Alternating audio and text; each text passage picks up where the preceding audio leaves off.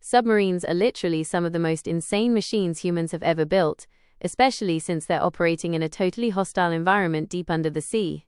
They combine super complex physics and precision engineering that let them dive way down into the depths and just hang out there for months. So how does this massive piece of steel actually sink and then pop back up to the surface? And how does the crew even breathe inside that closed-up box? That's exactly what we're diving into in the next parts. To get how a submarine actually works, we've got to talk about Archimedes' principle first. Basically, any object dunked in liquid gets pushed up by a force that's equal to the weight of the liquid it displaced. So if the object is heavier than the liquid it's pushing out of the way, it sinks. But if it's lighter, it floats.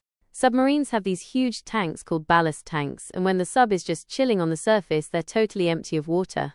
So to get the sub to dive, they open up upper and lower valves in these tanks. Seawater rushes in through the bottom valves while the air vents out from the top. This makes the submarine way heavier until its weight finally beats out the buoyant force and down it goes. But to head back up, the sub just flips the whole process.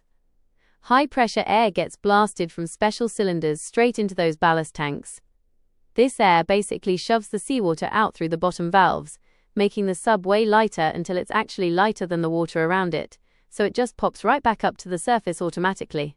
To keep the sub at a specific depth without floating up or sinking down, it uses a neutral buoyancy system. This is where the crew fine-tunes the exact amount of air and water in the tanks with crazy precision. If the submarine's weight perfectly matches the weight of the water it's displacing, it just hangs there in the water. This lets it cruise horizontally, just like a fish, without needing to climb or dive at all. When the sub is cruising forward, it uses these special fins called diving planes. You'll find these planes sitting on the hull at both the front and the back. If they tilt those fins up, the water pressure actually forces the nose down so it dives. And if they tilt them down, the nose heads up toward the surface so the sub can climb. Modern submarines rely on two main types of engines. First up, you've got nuclear power, which generates heat to create steam that drives the turbines. This is a total game changer because it lets the sub stay underwater for literally years at a time. Then, you've got diesel-electric engines used in smaller subs. These guys charge up their batteries while they're on the surface, and then dive down to move in total ghostly silence. Since the sub is totally sealed up tight, there's no way for fresh air to just drift in from the outside. So the sub actually has to make its own oxygen straight from the seawater. It uses this process called electrolysis, where a super strong electric current is blasted through the salt water. This literally splits the water molecules into hydrogen and oxygen atoms. Then, they catch all that oxygen and pump it throughout the sub for everyone to breathe. When the sailors breathe, they're pumping out carbon dioxide, which can actually get super toxic if it builds up. That's why subs use these devices called chemical scrubbers. These machines basically soak up the carbon dioxide molecules right out of the air. They blast the air through chemicals like lithium hydroxide, which traps the carbon dioxide and lets the clean, breathable air flow right back out. The sub needs massive amounts of fresh water for the crew to drink and to keep the gear cool. Because of that, it actually turns salty seawater into drinkable water.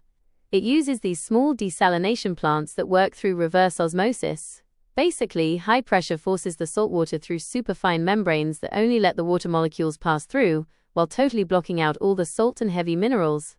Light can't even touch the pitch-black depths of the deep sea, so how does a sub even see what's going on?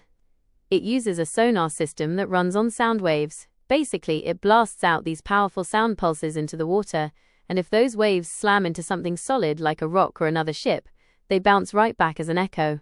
Then, the sonar gear calculates exactly how far away everything is based on how long it took for that echo to return. When the sub gets close to the surface, it uses an old-school but totally effective tool called the periscope. It's basically a long tube packed with mirrors and prisms. Light rays bend inside of it, which lets the sailors see exactly what's happening above the waves without the whole sub having to pop out. Traditional subs use it to scout the area and make sure the coast is clear before they do a safe surface.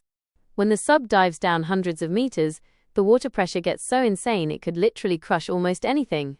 That's why the hull has to be incredibly tough. It's built from super thick steel or titanium and shaped like a cylinder. This specific shape spreads all that pressure out evenly across every side, so the hull doesn't just cave in. Life support on a sub isn't just about making oxygen, it's a whole vibe that involves super precise tracking of air pressure and temperature. Every bit of air cycles through filters to scrub out dust and germs. Some subs even burn these special candles to oxidize any lingering nastiness. This whole integrated setup actually makes the air inside way cleaner than the air you'd breathe in a crowded, smoggy city. So as we've seen, this whole integrated system makes the submarine a truly one-of-a-kind masterpiece of engineering. It dives using those ballast tanks and pops back up with compressed air. It cruises around using its fins and engines. And the crew? They're breathing oxygen pulled straight from the sea while all that carbon dioxide gets scrubbed away. All these systems work in perfect harmony under massive pressure, just to let humans explore the deep, dark depths where the sun literally never shines.